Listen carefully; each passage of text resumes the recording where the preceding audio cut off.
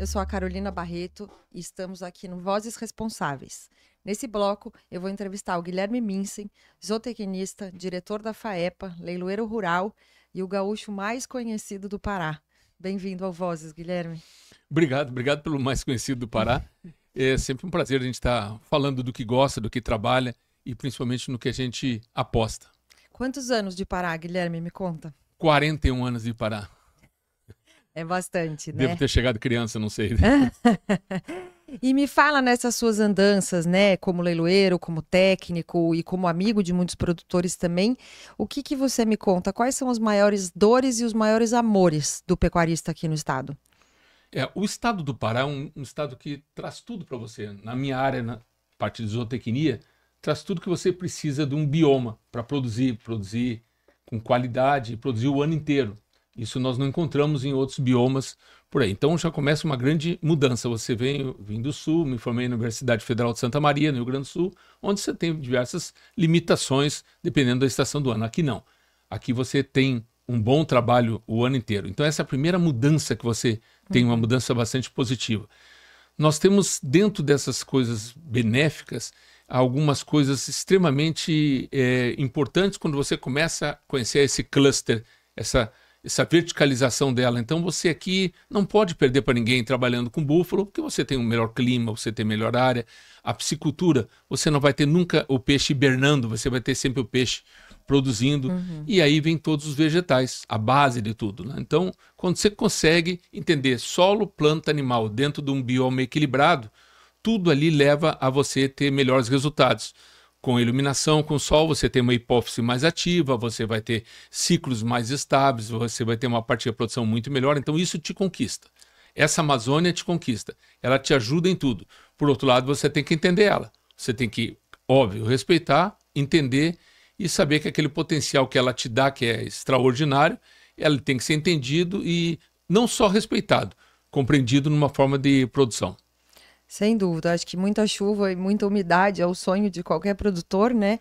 Mas me conta nas regiões, como está assim, dividido, porque eu entendo que a própria geografia do estado faz várias pecuárias, né? No sul do Pará você tem uma realidade, aqui na Ilha do Marajó, por exemplo, você tem outra realidade.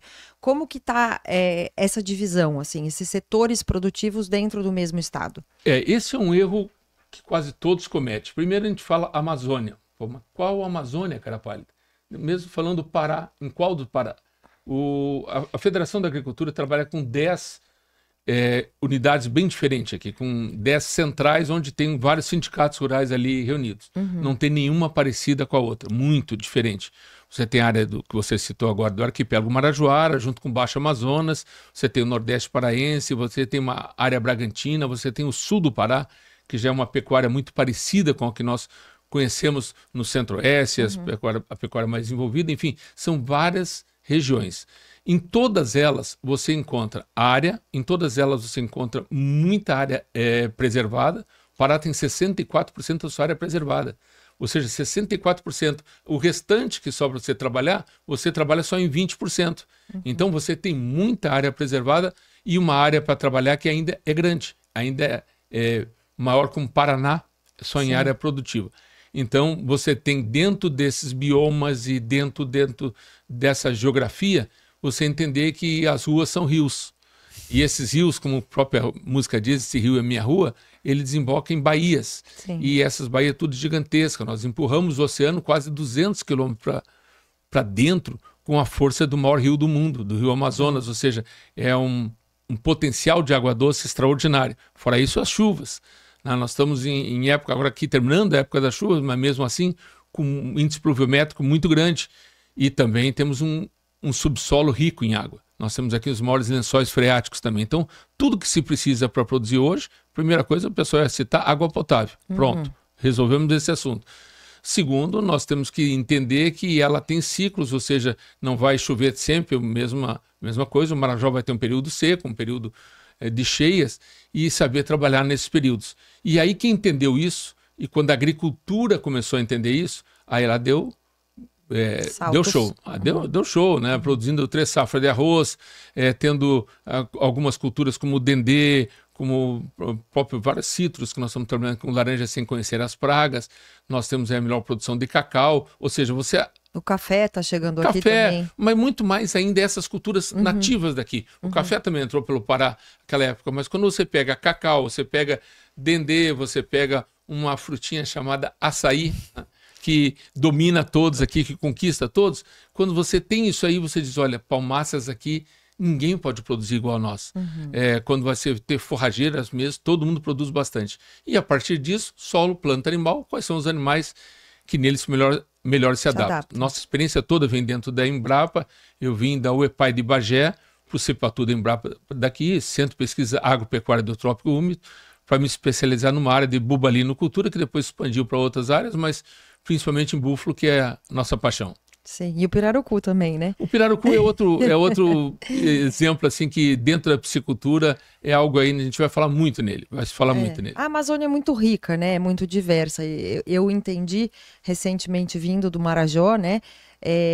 Que você tem que respeitar mesmo, de fato, a natureza e dançar com ela, né? Então, para quem nunca veio, não conhece, o arquipélago, ele tem partes alagadas, é como se fosse um pantanal dentro de uma ilha, que é a maior ilha flúvio marítima do mundo, né? Então, é impressionante, vale a pena conhecer. E ela nem foi até a Ilha da Mexiana, da Caviana, ela não foi nenhuma das outras centenas e milhares de ilhas que existe, ou seja, ela foi na maior delas. Ela foi na ilha do Marajó, que é como todo mundo conhece, e mesmo assim ele já viu que tem muita coisa para andar lá. Não, tem muita coisa para andar e eu fiquei encantada com a cultura, com o carinho do povo, com a receptividade do marajoara e louca para andar o resto desse Pará aqui. Mas me fala uma coisa, voltando para a tecnologia de pastagem, como que nós estamos hoje no Pará? O que você tem observado na pecuária? Como que está essa divisão aqui? A parte de forragicultura, ela é um pouco recente ainda no Pará. Por quê? Por causa da fartura. Sim. Ou seja, você tem várias áreas que você teve toda de gramíneas nativas. Então você tem gramíneas que até hoje nem foram pesquisadas, não foram multiplicadas, várias delas. E algumas que já dominam aquele meio. Fora isso, começa a vir as capineiras, começa a vir os capins de corte, porque, olha, se tem tudo de produção, tem sol, tem luz, tem umidade, tudo isso que você viu, as capineiras aqui vão produzir mais. Capim de corte, que a gente chama, né? Sim. E também tem as áreas de pastejo, áreas cultivadas. Quando você encontra o ponto certo de gramíneas, principalmente com braquiárias de alta produção e alguma coisa de pouca coisa, mas você tem mais braquiárias dominando esse universo todo. Você vê que ali você tem um ambiente que você pode deixar ele equilibrado, você pode deixar ele produtivo, e mesmo com ruminantes de grande porte, você não tem um pastoreio excessivo, porque ele vai migrar para outras regiões, ele vai andar em uma área maior e vai ter. Então, tudo que nós temos de gramínea, eu converso muito com os colegas de zootecnia da forragicultura, toda vez que a gente descobre uma outra gramínea aqui, principalmente você viu muitas gramíneas que pegam nas áreas de alagados, né, e, enfim, e que tem esse hábito de produzir mesmo dentro d'água, vamos dizer assim, né, de transformar todo esse humus que tem lá em produção. Você vê alta produtividade. Leguminosas tem alguma coisa, mas em menor número, mas principalmente gramíneas dá para se fazer muita coisa aqui. Quando a gente pensa que a primeira vaca desceu na América Latina em 1532, ou seja, nós não tínhamos ruminantes aqui, o que nós tínhamos aqui eram outros animais de pequeno e médio porte que, enfim, não desenvolveram tanto essas áreas. Hoje não. Hoje nós já temos áreas bem maiores e áreas com boa lotação para se trabalhar, num bom manejo, um bom rodízio, fazer uma produtividade igual ou melhor que o Centro-Oeste. Maravilha. Então, todo mundo fala, né, do Pará, desses estados que estão no bioma da Amazônia, e nessa questão de sustentabilidade também, trazendo, eu acho que tem muito ruído nesse setor ainda, muito pouca informação e muita gente que fala de Amazônia sem nunca ter pisado, né, no bioma, num estado, ou numa propriedade produtiva, ou numa comunidade ribeirinha que seja, ou em alguma terra indígena de povos originários. O que eu senti é que não dá para falar de Amazônia sem conhecer. Isso também acho que é um grande erro que a turma comete e acaba gerando ruído para o nosso setor, porque muito se fala que a culpa é da pecuária, né? Temos aí mudanças climáticas, questões com o pum da vaca, o arroto do boi, isso tudo acaba gerando ruído para o setor. Eu penso, e o que eu vi agora na Ilha do Marajó, é uma pecuária, ao meu entender, sustentável. Ela é equilibrada, existe um respeito animal, terra, ciclo, e economicamente ela precisa ser mais rentável, pelo que eu percebi. Alguns grupos maiores, fazendeiros maiores, porque aqui tudo é muito grande, né? Já tem essa, digamos, essa sustentabilidade econômica. Mas você que anda por aí, o que é o desejo do produtor paraense, né? O produtor de carne, couro, leite, que ele deseja para essa produção sustentável no Pará? O produtor paraense só precisa de duas coisas: regras no ambiental e no fundiário. O dia que ele tiver isso, ninguém mais segura o Pará. Nós não temos regras claras ainda no fundiário, nós temos muitas áreas de reserva, na áreas demarcadas, e na parte ambiental, como tu falaste, tu chama de ruído. Mas o ruído aqui a gente pega, bate um tambor junto e já faz uma música, rapidinho. O paraense, qualquer ruído, ele faz música. E quando você pega esses ruídos, muitas vezes são pessoas, como você citou, não é por não ser daqui, é por ignorarem as questões. Até pode ser de fora, mas ter um pouquinho mais de inteligência para conhecer aquilo ali ou se informar melhor. Então são pessoas que não têm pouco conhecimento, e claro que a Amazônia é vitrine, né? Nós vamos ter uma COP30 aqui no ano que vem, aqui dentro de Belém. Então é normal que várias pessoas, principalmente aqueles europeus que já não têm mais reservas, que já não têm mais o domínio da sua propriedade, olha, o que a gente pode preservar agora? Só temos outros continentes, vamos ver o que é que tem em outros lugares que pode se preservar, sem se preocupar com 9 milhões de habitantes que nós temos aqui. Sim. Então essas pessoas não podem mais caçar e pescar, isso tem que ser produtiva. Você falou dos ribeirinhos, né? Os ribeirinhos são especialistas em viver naquilo ali, mas com IDH muito baixo. Sem dúvida. Com IDH que a gente vê que depende muito. Como a gente pode hoje aceitar que nós temos o maior desenvolvimento em todo o planeta na foz dos grandes rios, todo o planeta. E aqui nós temos o menor IDH em várias cidades ribeirinhas de um rio tão rico, de um rio que tem tanta forma de produção. Então, as regras precisam ser não só consolidadas, mas eu preciso saber, dentro desse latifúndio ou desse minifúndio, o que é que me serve, o que eu posso trabalhar, ou seja, ter regra fundiária, isso aí tanto de INCRA, de TERPA, de vários órgãos públicos, mas também o setor ambiental, que não adianta você colocar normas ambientais sem você dar a mínima condição delas serem aplicadas, né? Não só de ser aplicadas, mas fora da realidade, né? Então você tem essa questão. Quando você vê um ambiente equilibrado, é o ambiente que a zootecnia precisa produzir, precisa ser um ambiente equilibrado. Se o ambiente não é equilibrado, você vai ter um custo muito maior e às vezes inexequível, não tem condições de produzir ali, tanto para qualquer bovino, bobalino, ovino, qualquer espécie que você imagine. Mas precisamos sim trabalhar esses ruídos. Esse ruído precisa ser trabalhado. Nós temos várias universidades aqui, temos uma academia muito forte, temos vários estudos aqui mostrando, olha, que sequestro de carbono na Amazônia é diferente, não é o do clima temperado, cara pálida, que você tem uma dificuldade para ter lá. Você tem, quando fala em produção, muitas vezes 3, 4 ciclos de um mesmo animal aqui, que lá você não teria, porque você tem inverno, tem que abrigar ele, você tem temperatura baixa, que ele vai ter que regular essa temperatura primeiro, então é outro ambiente. Antigamente, você se formava na zootecnia, na década de 80, você precisava produzir mais e melhor, em menor área, em menos tempo. Você era um bom zootecnista. Na década de 90, você precisa trabalhar e produzir mais, melhor, menor área, menos tempo, em ambiente equilibrado. Senão você não era zootecnista. Hoje, se você fizer tudo isso, você está fora do mercado. Você tem que produzir mais, melhor, menor área, menos tempo, ambiente equilibrado e dar lucro. Sim. Se você não produz lucro para o seu produtor, para a área que você está trabalhando, você está só trocando 6 por meia dúzia. Se nós não deixarmos para os nossos filhos algo bem melhor que nós herdamos dos nossos pais, nós não fizemos nada aqui. Nós só passamos. Não, e sem dúvida, assim, se não der lucro, não tem como proteger o bioma. Né? Porque existe um custo aí. Você está falando que um dos maiores desafios é a questão estrutural. Aí é uma questão de governo. A gente pode ajudar com as discussões e tudo, mas é uma questão política, né? Mas se não der dinheiro, não tem como cumprir a lei que já existe também, né? Nós temos o melhor Código Florestal, um bom Código Florestal. O que precisa é adequar a necessidade. Eu acho que quem faz essas regras precisa colocar a botina e chegar mais perto da realidade. Isso eu concordo com você 100%, e principalmente quem exige isso de fora do país também, né? Porque não é só um outro bioma, é um ecossistema completamente diferente, né? Ali se formam maneiras, o que eu percebi muito no Marajó agora é que se forma maneira de conviver com o clima, com os bichos, com a cultura, né? Você tem ali um grupo de carimbó aqui, que é diferente daquele carimbó ali, e ambos são marajoaras, né? Ambos estão ali na mesma cidade. Só que tem vontades diferentes. Então, você vai ter produtores no mesmo ambiente, no mesmo ecossistema, com mentalidades e realidades diferentes, né?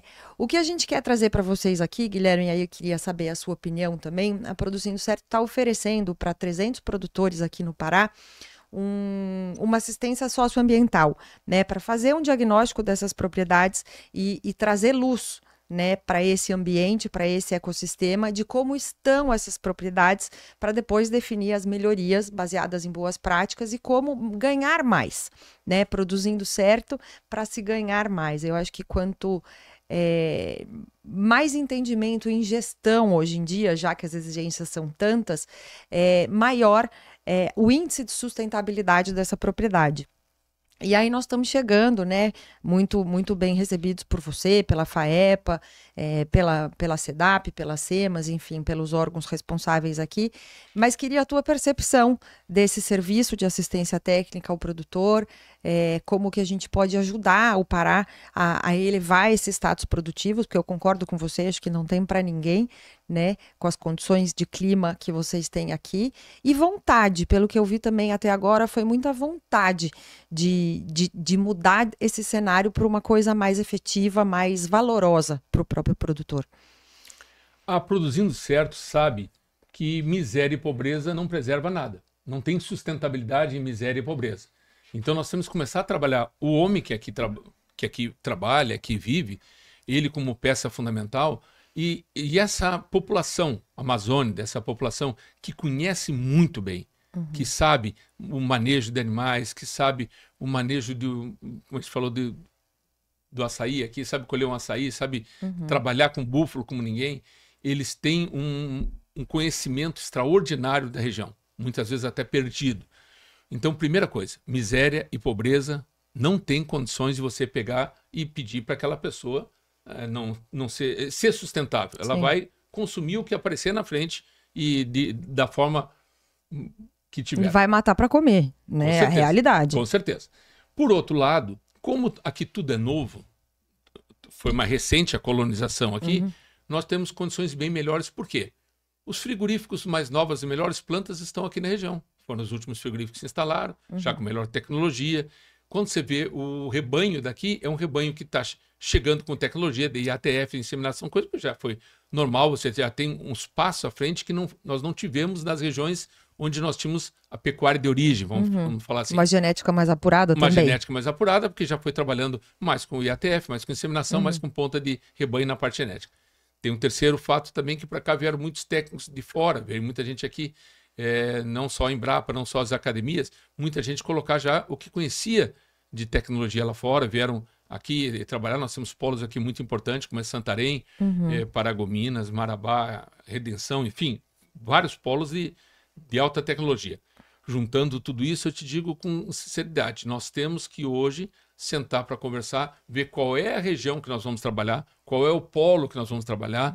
Vamos pegar esse polo aqui e fazer ele como referência em rastreabilidade, na parte sanitária. Nós hoje somos área livre de aftosa sem vacinação. Nós temos esse polo aqui, como eu te falei, olha, nós podemos e ganhamos o melhor queijo do mundo. Então, parece esses caras conhecem alguma coisa de queijo marajoara e queijo de búfalo, que é um artigo gourmet especial. Pô, eles têm um couro de búfalo que estratifica em até 10 vezes, mas que pode se pensar nisso. Eles têm uma carne com menos colesterol do búfalo, mas eles têm também o gado de melhor marmoreio, porque eles começaram depois, já começaram com DGT, já começaram com diagnóstico de carcaça, já começaram mais recente, começaram com isso, e hoje eles colocam carne lá em Porto Alegre.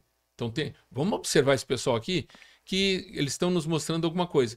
E tem uma coisa aqui que eu considero fundamental, que nós estávamos conversando, é que esse ambiente equilibrado, depois de tudo isso que eu te falei, dentro da zootecnia, hoje é um exemplo para nós dentro da ABZ.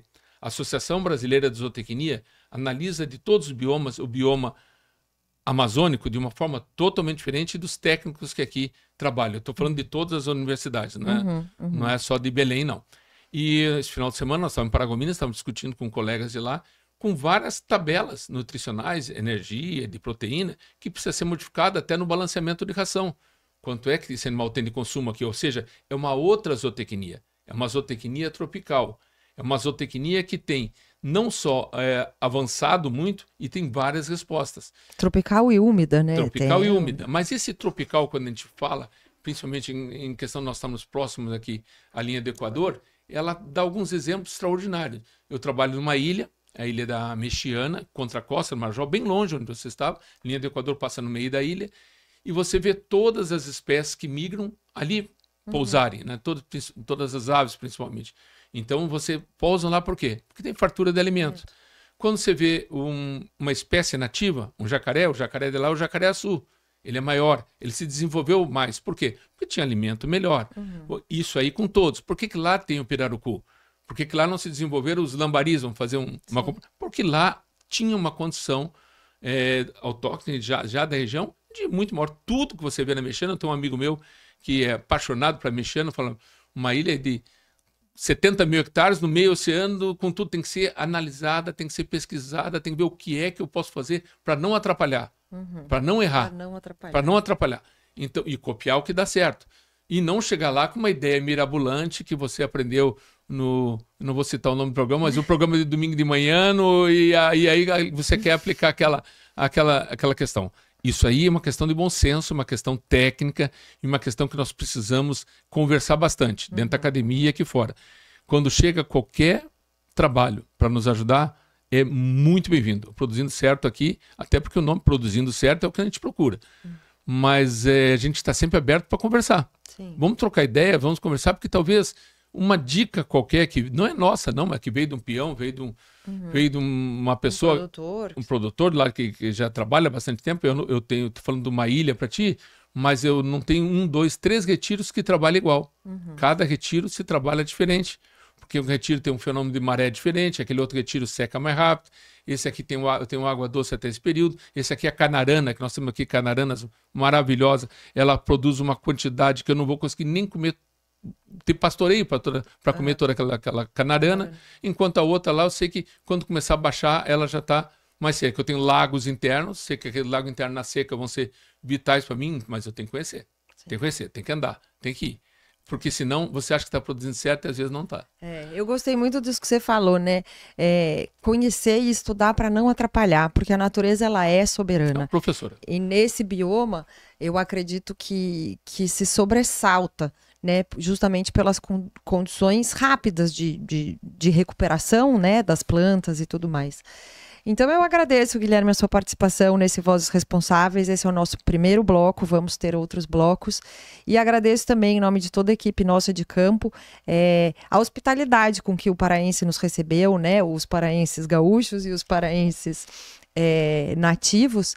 E a gente espera poder contribuir com essa pecuária sustentável aqui na Amazônia e tenho certeza que o Pará vai dar um show em produtividade de carne, de leite, de couro daqui para frente. Dá, né? Já dá, mas que a gente vai... O Pará tem o maior rebanho bubalino, tem o segundo maior rebanho bovídeo e o segundo maior rebanho também de equídeos. Então, os grandes animais, você tem que ter uma quantidade bem grande. Mas o que é mais importante de tudo é nós se despirmos de qualquer vaidade ou de qualquer outro conhecimento e saber que a Amazônia jamais vai ser um problema. A Amazônia é uma solução para vários problemas. Talvez várias das soluções que ela está apresentando, nós não estamos sabendo ter a leitura exata e por isso, como você falou, esses atritos, esses ruídos. Né? Esses teus ruídos, nós vamos ter que transformar ele em música, um bom carimbó e depois a gente levar ele para frente. Mas tenha certeza que, como nós fomos bem recebidos aqui, todos eles são sempre muito bem-vindos aqui. O que não é bem-vindo é coisa exótica que não funciona para engessar o que está trabalhando ou o que está produzindo. Precisamos produzir certo, bastante em ambiente não atrapalhar, né? E não atrapalhar. Eu acho que é isso. Fica aqui o nosso recado, estamos chegando no Pará esse ano. 2025 e 2026 vamos estar aqui com o projeto Valorizar para Transformar. Eu sou a Carolina Barreto, esse é o Vozes Responsável, que falou com Guilherme Minsen, zootecnista, diretor da FAEPA, leiloeiro rural e grande voz dos produtores aqui do Pará. Até mais!